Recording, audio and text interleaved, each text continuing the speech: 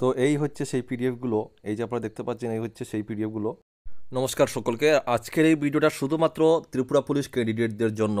আপনাদের যদি চাকরির প্রয়োজন সত্যি থেকে থাকে তাহলে এই ভিডিওটা একটু লম্বা হবে, শেষ অবধি ভিডিওটা স্কিপ না করে দেখে যাবেন। আজকের এই ভিডিওটিতে আমি আলোচনা করব জেনারেল নলেজ এবং জেনারেল অ্যাওয়ারনেস, যেটার মার্ক আপনাদের পরীক্ষাতে 30 মার্ক থাকবে।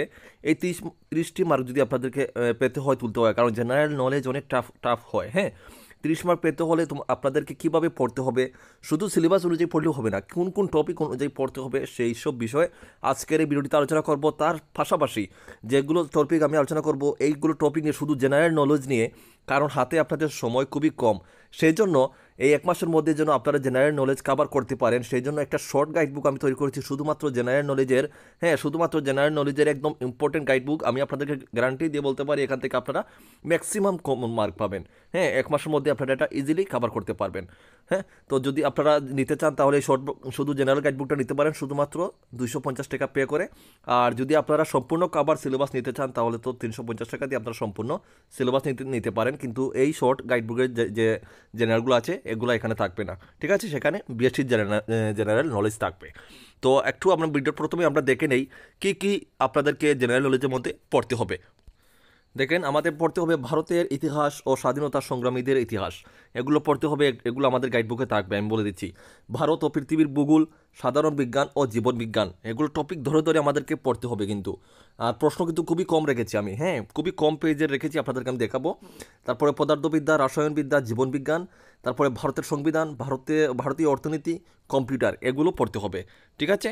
তারপরে দেখো, জাতীয় এবং আন্তর্জাতিক স্তরে কী পড়তে হবে। জাতীয় পুরস্কার সম্মান, পদ্ম পুরস্কার 2022 থেকে 23, ভারতরত্ন খেতাব, দাদা সাহেব ফালকে খেতাব ও জ্ঞানপীঠ পুরস্কার এবং নোবেল পুরস্কার 2022-23, এগুলো আমাদেরকে দেখতে হবে, ঠিক আছে? বুঝতে পারছেন, এগুলো টপিক ধরে ধরে কিন্তু পড়তে হবে।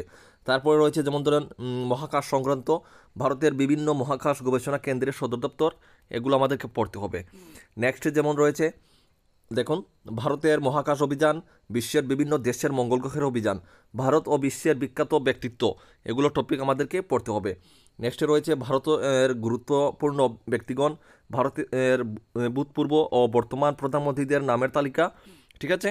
তারপরে যেমন রয়েছে, দেখো, ভারতের বিভিন্ন রাজ্যের মুখ্যমন্ত্রীগণ, ভারতের বিভিন্ন রাজ্যের রাজ্যপালগণ, তারপরে রয়েছে ভারতের কেন্দ্রশাসিত অঞ্চলের লেফটেন্যান্ট গভর্নর এবং প্রশাসকবৃন্দ, তার পাশাপাশি ভারতের গুরুত্বপূর্ণ পদাধিকারী ব্যক্তিগণ, এগুলো আমাদেরকে দেখতে হবে।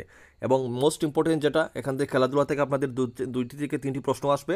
হ্যাঁ, বিশ্বের বিভিন্ন দেশের জাতীয় খেলাধুলার সঙ্গে সম্পর্কিত প্রাসঙ্গিক শব্দসমূহ, বিশ্ব টেস্ট ক্রিকেট চ্যাম্পিয়নশিপ, IPL 2022, এগুলো আপনাদেরকে পড়তে হবে। Olympic, Asian games, Commonwealth games, এগুলো আমাদেরকে দেখতে হচ্ছে, ঠিক আছে?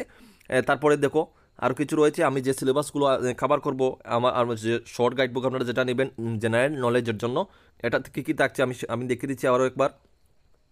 অর্থনীতি থাকছে, ইতিহাস থাকবে, ভূগোল থাকবে, সংবিধান থাকবে, রাষ্ট্রসংঘ থাকবে, সাধারণ জ্ঞান থাকবে, সাধারণ বিজ্ঞান জ্ঞান থাকবে, সাধারণ জ্ঞান থাকবে। হ্যাঁ, এগুলো রয়েছে। তারপরে আরও রয়েছে পরিবেশবিদ্যা, স্বাস্থ্য, এগুলো লাগবে না, ঠিক আছে? কম্পিউটার রয়েছে, সাহিত্য রয়েছে, চলচ্চিত্র, নৃত্য, সঙ্গীত, খাবার রয়েছে এবং খেলাধুলা, মানুষের দক্ষতা, খেলাধুলা রয়েছে, ঠিক আছে? খেলাধুলা রয়েছে। এতটুকু পর্যন্ত আমি এখানে জিকে রেখেছি, খুবই কম পেজের মধ্যে রেখেছি। আপনাদেরকে একটু পিডিএফটা আমি দেখাচ্ছি। তো এই হচ্ছে সেই পিডিএফগুলো, এই যে আপনারা দেখতে পাচ্ছেন, এই হচ্ছে সেই পিডিএফগুলো।